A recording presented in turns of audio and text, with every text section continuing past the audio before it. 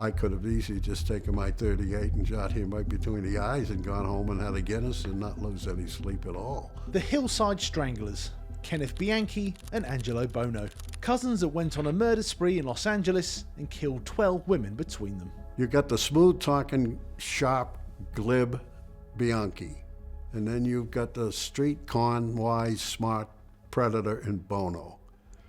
That's a pretty dangerous combination. Hi, I'm Nick from True Crime Uncut. Welcome to Questions With. This week we're speaking with retired LAPD detective Bob Grogan, who worked tirelessly to help put the Hillside Stranglers away for life.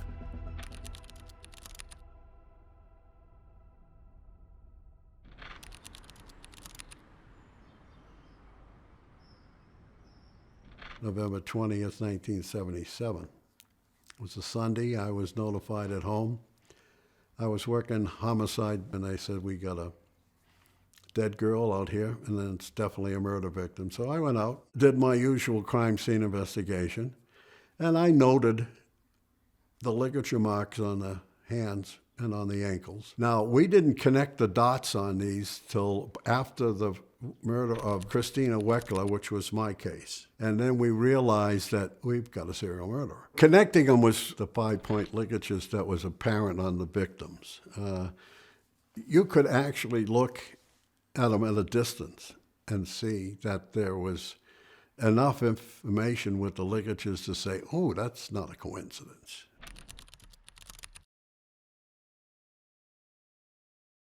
Judy Miller, she was taken off the street by Buono and Bianchi, taken back to his house, the usual routine, strangled and dropped in an area that gave us a kind of an indication that there might have been two guys doing it. Because if you have a dead body and you're lugging it around, you want to put it placed here and placed there. It's very difficult, and if you do that, you usually will leave marks on the body if you're dragging the heels or on concrete or on gravel or something. But these bodies were all placed, and not for a purpose other than two people carrying it from one point to another. When they took Lauren Wagner in front of a witness's house across the street from her house, the lady had a Doberman Pinscher, and the dog went crazy. Started to bark and bark and bark, and she brought her attention to what was going on, and she came out and saw two guys putting a girl in a car. That was the first time we actually had visible proof that there were two suspects. We couldn't identify them, but two were seen. So that confirmed what we were looking at, two suspects. That made the case so unusual. When, in fact, all the way back from Jack the Ripper, serial murderers worked alone. And except for this particular case, we got two.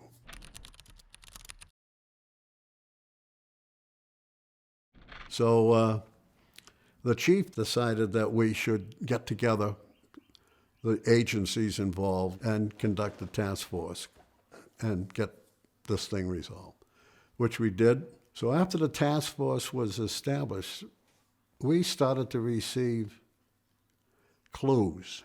We called them clues.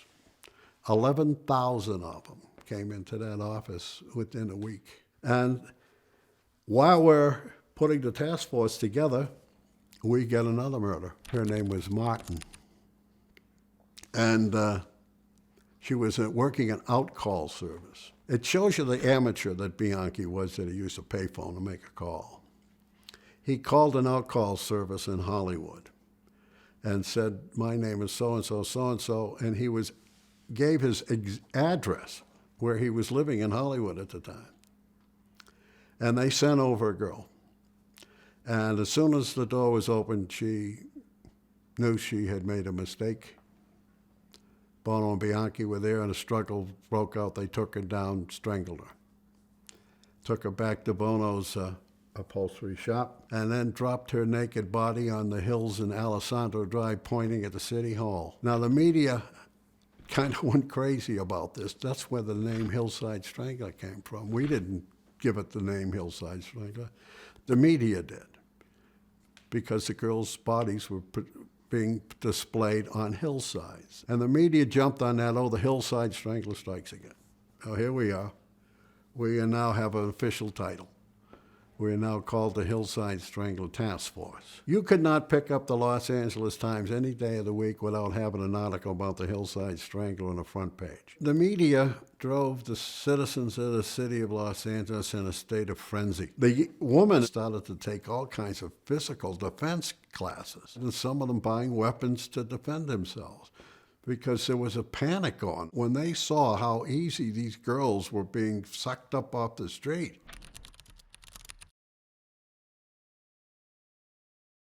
Angelo Buono had a security badge that belonged to his stepfather, I believe. And they used that to portray themselves as undercover police officers. Before they started committing murders, they started using the badge to get free sex from prostitutes. And so they were picking them up off the street and then taking them home and then not paying them and laying the badge on them. And then that just accelerated to murder. They both agreed that why don't we try choking somebody to death while we're having an orgasm? That would be something I'd like to do. That was Bono's thing. And of course, whatever Bono said, Bianchi went along with. He had no choice anyhow. And that was what started them off. When they contacted and grabbed a girl, they used that MO, pretending to be police. So they started in Hollywood with a girl by the name of Yolanda Washington. Got her in a car under the pretense of who they were, and Bianchi strangled her in the back seat. And that's where it started. And from there, it just kind of accelerated. The next girl, they started discussing what they were going to do. Let's take them back to the house. If we take them back to the house, then we can play games with them. And that's exactly what they did. They took them to Bono's upholstery shop, which was pretty much out of the way because it was a small business and it didn't attract any attention. And they took the girls there and sexually assaulted them all different kinds of ways, strangled them, took their nude body and threw them in the hillside around the city of Los Angeles. It was a game. These two cousins treated their victims like toys. They had absolutely no regard for human life. Posing as police officers, Bianchi and Buono used a badge to gain the women's trust, leaving their victims unaware of just how dangerous they truly were. If you're enjoying this video, please do give us a thumbs up. Now back to Bob and the story of the Hillside Stranglers.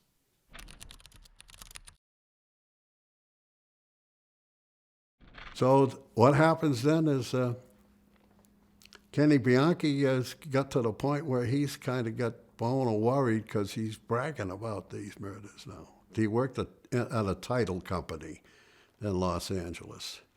And some of the women there had some really strange vibes about him. And the fact that he even made statements. I could be the Hillside Strangler. And they kind of believed that. That's what caused the breakup between Buono and Bianchi in 1978. Buono figured, this guy's becoming a risk, I got to get rid of him. I'm surprised Buono didn't kill him then. I think he would have liked to kill him. But the trail was the connection there would have been bad. So Buono threw him out of the house. He's out, I don't want to see you ever again. So Bianchi gets his act together with his wife, and they move to Bellingham, Washington. Straightens out a little bit, becomes a security officer. God forbid him as a security officer. It's scary. Took his wife, and his wife had a kid up there, and he was doing the norm. Then all of a sudden one day, snap. He kills two girls. And he does it on his own. He isn't there hardly any time at all. Except he's now acting alone. He doesn't have the street smart, con-wise Angelo Buono as a partner. The connection was made by the notation in the back of Kenny Bianchi's driver's license, where he put his address when he moved the second time in L.A., which was on the same street that Christina Weckler lived on. That's a pretty strong connection.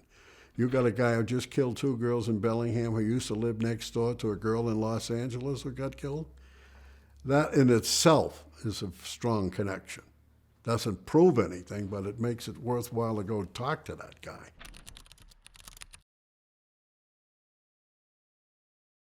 We went out and spent 2 weeks interrogating Kenneth Bianchi. And boy, that was an e-ticket ride, let me tell you. Because you're dealing with a sociopath. A guy who really can look you right in the eye and says, you know, Bob, I said, don't you call me Bob, you call me Sergeant Grogan. He says, well, I always want to be a detective. I could work with you and I could help you solve this thing. That's the kind of person you're dealing with when you're dealing with somebody who's a sociopath. He has no sense of guilt. Anyhow, we go through the case by case, and we finally make a deal. He says there's another person with him on the murders, and it's his cousin Angelo. And it's the first we heard of Angelo. So in order to get him to give us enough information so we can go down and arrest Mr. Angelo, Buono, we have to make a deal. The deal is that he won't get the death penalty in the state of Washington, and that he will testify truthfully in Los Angeles in a trial. Okay, tell us from day one, victim one, how things went down. Well, and then he started telling us about how they kidnapped her. Now, I did this one, but I didn't do that one. Buono wanted to do that one. And it's like they were talking about a game. They're talking about murder, and just as casual as you can be. So it's a question of whether we're dealing with, what are we dealing? We're dealing with a sociopath. Is he lying to us? Are we going to be able to present this to a jury? Are we going to be able to convince a jury that this is our evidence? That's the only way we could get a conviction against Buono, is because you're putting a pathological liar on the stand and asking the jury to believe him.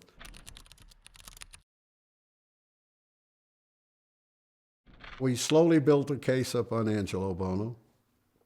Meanwhile, we had him under surveillance. And finally, the big day came. We said, let's stop sitting around. Let's get off the dime and put this guy in jail and get on with this thing. So we went to the house, and we arrested him. Prior to going to the house, I had a little interview with him. And I had no respect or love for this man at all. I could have easily just taken my .38 and shot him right between the eyes and gone home and had a Guinness and not lose any sleep at all. But I got to do my job, so I did my job. And each of the victims, I showed him the picture of each one of the girls that were murdered. He said, I don't know. I never seen her, don't know.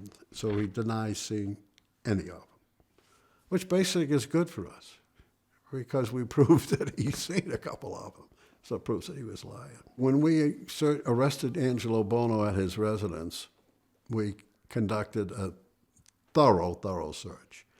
Let me tell you, you could eat off the floors of that house. It was so clean. He'd been waiting for us. He had cleaned that place with spick and span, man. There wasn't nothing that was visible. No fingerprints, no blood, no anything that could connect any of our victims to being there except a thread that was about that long. That fiber was connected to a fiber that was found in Lauren Wagner's fingers that had stuck to adhesive tape. That's pretty positive evidence that this girl was in Buono's house. That was probably the strongest piece of evidence we had.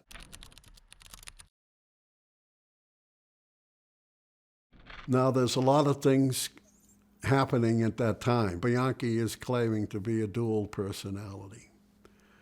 He's read that book about multiple personalities, and he's decided that this is going to be my defense. I'm going to blame it on Dave. I don't know who the hell Dave was, but there was somebody he made up. Fortunately, we were able to view the videos that were taken of him pretending to be somebody else. and they were really bad. I mean, the acting by Bianchi was so bad, they were unbelievable. But all of a sudden, he'd be sitting there, and he would violently start screaming that he was Dave, and I'm the guy that killed these girls, not Kenny, or, you can only watch so much of that, then you got to go out and have a drink, because this is really poor acting. I've seen better comic films than these portrayals he was making of a third personality. But he tried, and he convinced himself that he could pull this off. Till we brought along Dr. Martin Norman and said, no, it's a bunch of baloney. This guy's a complete fraud. It's no multiple personality. I'm a multiple personality, but he's not.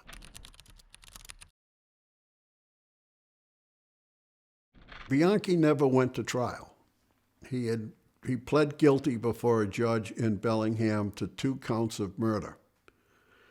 He then pled guilty to 5 counts of murder in Los Angeles, and he was sentenced to life without. He sent him back to Walla Walla, where he still has a little 8x12 room every day. But he'll survive. He's one of these guys. He's a survivor. He's been offered to being married several times. Women want to marry him. A woman who was a screenplay writer in Los Angeles, she got her way into the county jail where Bianchi was being held, and her whole reason for doing this was she wanted to write a story about a serial murderer. She wanted to really meet and see a real serial murder so she could write a great story about it. So she met with him. Now here's what he did to her. He convinced her he was innocent and convinced her to go up to the state of Washington and strangle and kill a girl up there in the same method that they killed the girls in California, so they would think the Hillside Strangler is still alive and out on the streets. She went up to Bellingham, Washington, and met a gal in a bar, doped her, took her back to the hotel room where she planned on killing her, except she was dealing with a girl that worked for the Forest Service that was really physically able to resist and save her life. And she was able to fight off this woman and get to the police, and that woman served 25 years in prison. But that goes to show you the kind of person you're dealing with, Kenneth Bianchi. He gets a kind of a bright person to believe that he's innocent, not only that, but to go out and kill for her. So that's the kind of person they're dealing with. That's a pretty dangerous character.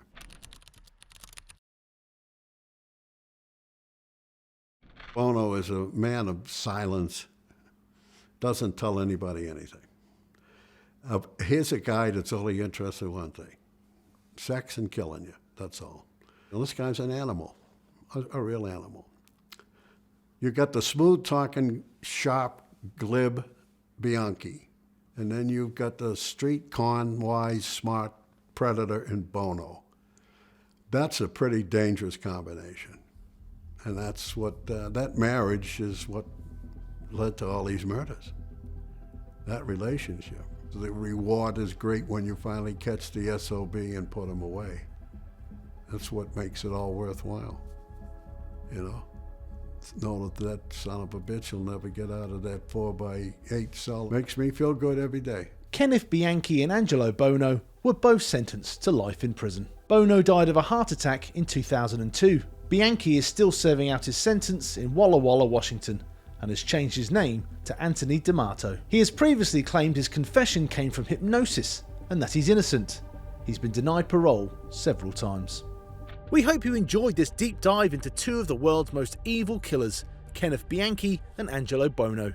For more content just like this, drop a like below and please hit that subscribe button. Make sure to tell us in the comments which killer you'd like to see next. I'm Nick from True Crime Uncut. Thanks for watching. We'll see you next time.